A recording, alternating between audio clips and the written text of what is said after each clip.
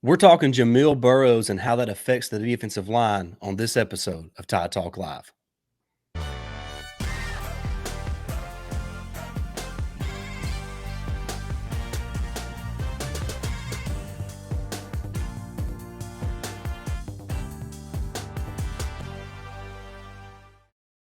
Welcome back into Tide Talk Live on this 4th of July as myself and Jake are here recording this episode. So happy 4th to everybody. Jake, what is up, man? How you doing? Man, doing great. Just glad to have a day off here to celebrate Independence Day. Thank you, England, for trying to suppress us, but you know, too bad we took that liberty from you. So 4th of July, let's go, buddy. That's right. It's one of the best days of every year. So excited to kind of, like you said, sit back and relax and Mhm. also kind of reflect on how fortunate we are to live in the greatest country on earth. So, thankful for the founding fathers for what they did to fight for Yes. that freedom that you mentioned of. So, just like you said, it's a good day to kind of sit, relax, reflect, and just enjoy the moment. And we're going to enjoy it by talking some Alabama football. I can't think of anything else I'd rather do than talk some Alabama football on this 4th of July. So we're going to be diving into the Jamil Burroughs situation. Of course, he entered the transfer portal over this past weekend, and we're going to be talking about that and also how it kind of affects the defensive line rotation there in Tuscaloosa and maybe some guys that we could expect to kind of step up and make plays in the absence of Jamil Burroughs. But before we do that, you know the drill. We want to hear from you. Jump in the comments and let us know who you think could step up and make an impact for Alabama this fall on the defensive line with Jamil Burroughs enter the transfer portal. Also, make sure you like, share, and subscribe today. Hit that bell notification so you don't miss any of our content here at Tide Talk Live. You can find us on iTunes, Spotify, Amazon Music, just wherever you find great podcasts, you can find us there as well. Make sure you leave a 5-star review and make sure you follow us on all those platforms as well. Jake, Jamil Burroughs, a guy who's been in the rotation really at defensive line since his true freshman year back in what would that have been 2020. Hmm. So a guy that Alabama fans know well, kind of been waiting on him to kind of burst onto the scene and be a consistent impact player for Alabama. That has not yet to happen. And now it doesn't look like it will happen since he is entering the transfer portal after, there was some rumors of a scuffle, or that's the best way to put it, between him and a coaching staff member. So, Jake, just your initial thoughts on Jamil Burroughs entering the portal. Yeah, I was kind of shocked by it. I know, like you mentioned, Stacey, he's been in the rotation for since his true freshman year, but it just seemed like this year he was going to be like a very key piece in that second unit coming in to spell Eboigbe, Tim Smith, one of those areas right there. But now it's not going to happen, so it's kind of disappointing because out of that second unit, I think he was the one that would have the most upside, unless, of course, I'm talking about that's already there and who has been on the team. Tim Smith, probably in that second unit, has got the most upside out of all of them, and eventually, he's probably going to be may take over Tim Smith or Justin Boybe's spot. But out of that second unit that's been there for a while, he has the one that has the most potential to be that catalyst on that second unit. So I was just kind of shocked by it a little bit. Yeah, and it's unfortunate, the whole situation involving his decision to transfer. I'm sure it was Mhm. kind of a mutual decision between him and the coaching staff that it was time to part ways. And like you mentioned, he was probably going to be the next best option off of the bench for Alabama in terms of the Mhm. defensive line, especially considering the experience he has. Right. And his ability to kind of rush the passer from his interior defensive line position. So it is unfortunate, but if it's time to move on, it's time to move on, and maybe it is best for both Burroughs and the Crimson Tide that he move on. But Jake, as we look at post Burroughs era of the defensive line in Tuscaloosa, and before we really talk about who could step up in his absence, I want to bring up kind of who you think is going to be the three starters along the defensive line for Alabama this fall, and how you see those guys kind of playing and performing here in 2023. Yeah, I think I just kind of mentioned the three names, and when I just spoke earlier, but I feel like Tim Smith, Jaheim Oatis, and Justin Borgu is going to be your first unit out. Talking about experience wise, those are your three. Eboigbe and Tim Smith, your three most experienced guys with the most talent. And then Oatis, it seems like this year he's going to be that X, or could be that X factor on that defensive front. I mean, he's just oozing with talent. If he ever gets it together, you could see a guy who is probably a little bit not as he's a lot more mobile, but maybe not as physically strong as a Mount Cody, but he's a lot more quicker than Mount Cody and get off the ball faster than him. But Oatis could probably take up 2 or 3 blocks on that interior line to allow somebody to get free and at the linebacking core to rush the quarterback. So I feel like he's going to could be that next guy. And then, of course, Eboigbe has been there forever. And it seems like every time he's got ready to step up and be a great guy or a great interior lineman, he's had some kind of injury. So hopefully he can stay healthy this year and reach that true potential because, he could be a late first, early second round guy if he, lives up to his expectation this year. Yeah, I thought that when Eboigbe first come to Tuscaloosa that he had a chance to be a first or second round guy. Mm-hmm. I think that's probably passed him by now. It's hard for a guy who's been in college now. I mean, now entering his 5th year Yeah. to become a first or second round pick because he just hasn't met those expectations yet. And he could, like you said, he could come out and just explode this year. You never know. But that would surprise me if he earned his way into the first or second round. But he will be a drafted player simply because of his size.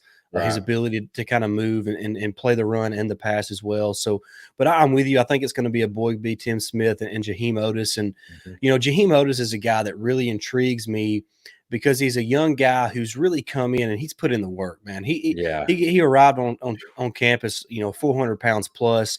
He's down to 320, 330. His weight loss has just been incredible. His mobility for a guy that's 6'5", 330 is incredible. So I'm with you. I think he's a guy who can take up a lot of blocks, eat up a lot of space, but also make plays for himself as well in the backfield. Yeah. So I'm expecting a big jump for Oatis here in year 2. He's got a year under his belt. He's played a lot of football now in the SEC, so he knows what to expect. So I'm hoping that Oatis really takes that next step as a true sophomore and becomes kind of that anchor of the defensive line for Alabama. And then Tim Smith, Jake, is a guy that we've loved ever since he's been on campus. And, he's shown a lot of flashes. He's a really good player, but I think he has a chance to be a special player for Alabama, maybe a Christian Barmore type player for Alabama. So I hope that he becomes that. And if he does, it could be a really good year for Alabama in 2023 in terms of the defensive line. But Jake, now as we kind of shift our focus to the next wave of guys, and this is really where Jamil Burroughs entering the portal affects Alabama the most, is this next wave, because he was going to be the 4th guy, in my opinion. But now you got to rely on some other guys to step up and make plays for Alabama. And when you think about that, with Burroughs gone, Jake, who are you looking at to maybe step up and become that 4th option? And then, now with that 4th option, or the 5th option now becomes the 4th option, and so on and so forth. So who's just your next 3 guys up? It would kind of be the best way to look at it for Alabama on the defensive line. Somebody who's been there for a while, you got Jamari Latham. He could take a next step forward. I mean, after Burroughs, you could probably say he was the next guy behind Burroughs. So he's going to have to step up and lead that second unit. Tim Keenan, the third's been there for a while. He could be another one to step up as well. And then Goodwine has been there for a while as well. So those would probably be your next 3. But again, you have Tim Smith who's on campus, and just not Tim Smith, but James Smith. But he is so talented as just a freshman. I could see him being slotted in that second crew as well. So I would probably say it'd probably be Latham, Smith, and probably either Goodwine or Keenan. But also look out for Perry and Edric Hill. Both of them. Perry's been in the system for a year now. I think he maybe got redshirted last year. I'm not 100% sure. But Edric Hill coming in this year, and he's oozing with talent as well. So those 2 guys potentially can step up and take that second rotation over as well later in the season. Yeah, I agree with you on James Smith. I think Hmm. James Smith is the next elite defensive lineman for Alabama. So Yeah. I would not be shocked at all if he's right there in the next wave of guys after the first team unit. And a guy you mentioned, Jamarian Latham, he's a guy who's a good pass rusher. He's Hmm. a little smaller than most of the other defensive linemen. Him and guys like Curtis Perry and Monkel Goodwine, they're a little bit lighter than most of our defensive linemen, even though I think Goodwine is now getting up to close to 290 pounds. So Yeah. that's big. But a guy you didn't mention who I'm really high on, who really played a lot, especially towards the latter half of the season, was Damon Payne. And Oh and I yeah. I think Damon Payne is a Hmm. guy that fans are not really talking about enough. Hmm. I view him in the same light as a guy like a Jamil Burroughs, and maybe not quite the pass rusher that Jamil Burroughs was, but a guy who can eat up space, get off blocks, and help guys make plays. And I'm glad you also mentioned Tim Keenan, Jake. I like him from that nose tackle position. He could be Alabama's number 2 nose tackle this year, right behind Jaheim Oatis, especially if you want to stay on a more conventional 3-4 front. And Jaheim Oatis needs a break. I think Tim Keenan's that next Yeah. guy up. So Hmm. he's a guy who could see some significant snaps with the first team unit. And that Nick Saban and Freddie Roach and Kevin Steele, they're going to rotate the defensive line, Jake. So, Right. we've mentioned Tim Smith, Justin Eboigbe, Jaheim Oatis. You got Jamarian Latham, Damon Payne, Tim Keenan, Monkel Goodwine, James Smith. What's that? That's 7, 8 guys right there. And Hmm. then you mentioned guys like Curtis Perry, Hmm. Jordan Renown, another true freshman, Edric Hill, a true freshman. So Yeah. there's plenty of guys to put in there on the defensive line. And the fact that it's such a deep position, that really makes you feel better, not only as a fan about the depth at defensive line, about Burrows moving on now into the transfer portal. There's plenty of talent there, and maybe this opens up an opportunity for a freshman like James Smith to come in and really prove that he can be that playmaker from the interior defensive line. Yeah, I agree 100%. And him coming in and oozing talent like he does, he's going to be pushing either Eboigbe or Tim Smith to get better because he's coming for their spot. So, we always talk about competition breeds competition. So, having a great second, tier unit to come in will make that first unit that much better because they're going to be fighting for their spot on the, in that first rotation all year. So it's just gonna make everybody that much better. And it hurts losing Burrows, but like you said, we're 7, 8, 9 deep. Even with some of the guys like Perry and some of the other guys who haven't been on the field yet, but if they see action, they're going to be fine because they're just too talented, and they're 4 and 5 stars across the board at defensive line. So I think losing Burrows hurts, but later on in the season, the rotation, swapping players out, and not getting too tired late in the season, it's going to be okay. We're going to be fine. Yeah, and we haven't even mentioned guys like Anquin Barnes or Hunter Mhm. Osborne, who's another true freshman this year. So Yeah. there's really about 10 players, if you think about it, that Ah, along the defensive line that could play if you needed the guys to play. But I expect mhm, Alabama to rotate about 8 or 9 at most, probably 8 along mhm, that first team unit. I would say 6 guys are probably going to get 90% of the first team reps this fall, mhm. and then you sprinkle in 2 or 3 more that get the other remaining 10% of those first team reps along the defensive line. So the depth is there, the talent is there, and I think this is while we're talking about the defensive line, I think this is a big statement year for the defensive line and the defensive line coach Freddie Roach for Yeah. in the eyes of Alabama fans. He's done a really good job recruiting, but I think it's fair to say that either we've missed on guys in our evaluation, or we're not developing those guys at a good enough rate. So Mhm. I think this is a big statement season for Freddie Roach and the Alabama defensive line. What's your thoughts on that, real quick? Yeah. How long has he been? He's been coaching the defensive line down there. It's been It's a several years. handful of Yeah. years, 4 Yeah. years maybe. 4 or 5. So this feels like a statement year for him. Now I know everybody. We talk about we kind of people were talking about we missed on Peter Woods, which I kind of agree with. But James Well, Smith. Before you said, yeah, we signed like 4 of the top 18 defensive exactly, linemen in last year's class. I mean, I don't. exactly. It's to me, it's not a recruiting thing. Yeah, I don't think it is either. He It's can not a recruit. recruiting thing. I really Yeah, don't. And sure, there's been a couple guys that we haven't gotten, but you don't get everybody. no, you Like don't. you don't get everybody. Nope. And so then it comes down to development. And look, I Yeah, love Freddie Roach. Freddie Roach was a heck of a player for Alabama in his time, yeah. and he's an Alabama guy, and I want him to succeed. So I hope and I pray that he gets it done, and this defensive line gets it done this year. So it kind of shuts up a lot of people. Yeah, and if it's development, I will say that Eboigbe, but we talk about he could have come in, he could have been a first or second round pick, but the injuries, Freddie Roach can't help injuries happen. But on the flip side, you got to have that next guy step up and play once the injury happens. So kind of the injuries on that defensive line has kind of hurt too. But while he's been there, I mean, Quentin Williams has been outstanding.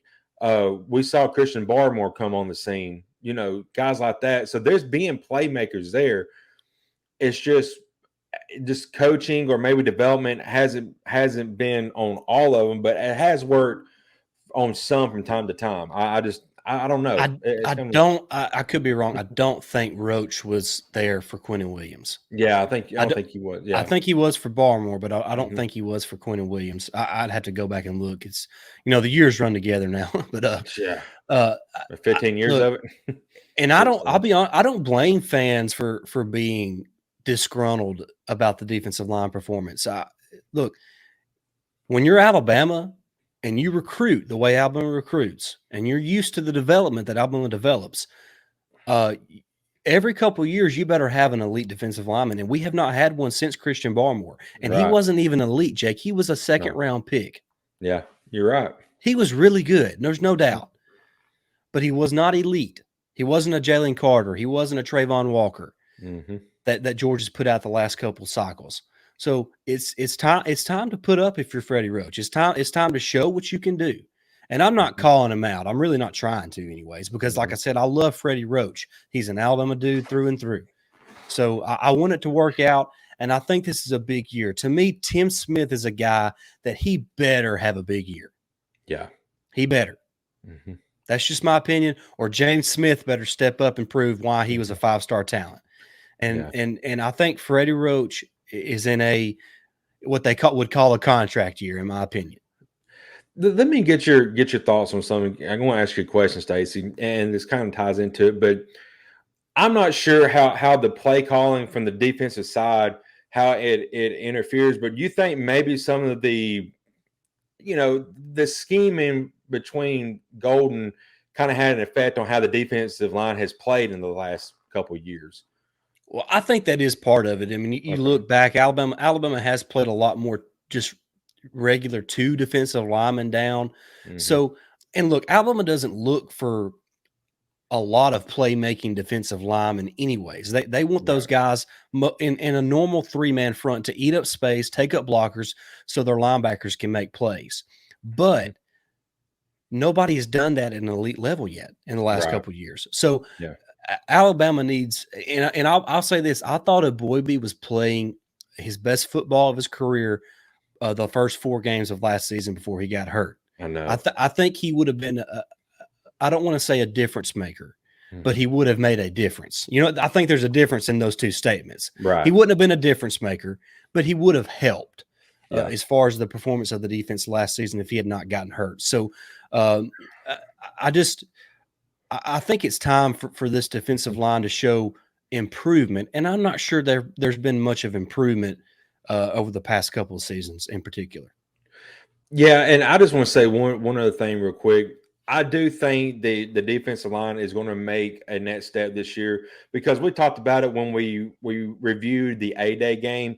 No, you didn't hear a lot of the defensive line guys being called out, but they was doing their job because how many tackles did linebackers and sacks and guys like that? The defensive line is doing its job, like you said, when they're taking up blockers and taking up space to allow the linebackers to rush in and make a play in the hole or make a sack on the quarterback. So maybe they don't get their names called as much, but if they're doing their job and you say a linebacker is getting 12 to 15 tackles and two and a half, three, tackles for loss, maybe 2 sacks, you got to give the defensive line credit because they're doing their job at that point.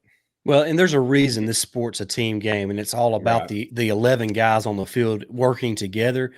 I think we're going to be better at inside linebacker this year than what we've been over the past couple of seasons. Look, Henry To'oTo'o was fine, Jalen Moody was fine, but I think we have more instinctive and athletic players at inside linebacker this year than what we've had over the past couple of years, and I think that's going to make a difference. You know, when your inside linebackers play well, it makes your defensive linemen play well. Right. When your defensive linemen play well, it makes your inside linebackers play well. So there's a reason it's a team sport, and I think those two positions go hand in hand.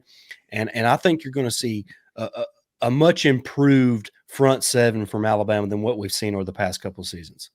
Yeah, I agree 100%, man. You know, July 4th is here, and usually it seems like the summer goes by quickly after July 4th. We get in the next month. It's football time again, man. Just think about it. It's in 2 weeks, SEC Media Days will be going on, and I think 4 weeks and just a couple days, Alabama begins fall practice. So it's right around the corner. A lot to look forward to.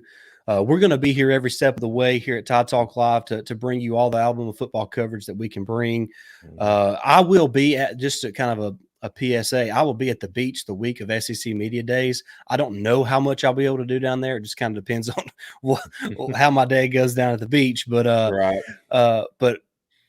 Jake will be here if there's something that's just pressing and has to be, reported. So he'll be here to share that. But a lot to look forward to over the next few weeks before fall camp arrives, and we cannot wait for that. So much to look forward to, but that's going to wrap this episode up. Thank you so much for watching. Make sure you do jump in the comments and let us know your thoughts on Burroughs transferring, who you think can step up in his absence, and maybe a name or two to watch this fall from the defensive line. And also give us your thoughts on defensive line coach Freddie Roach as well, since he took up a lot of the conversation in our episode today. But that's going to wrap it up. Thank you so much for watching. We'll be back soon, but until next time, roll Tide. Roll Tide.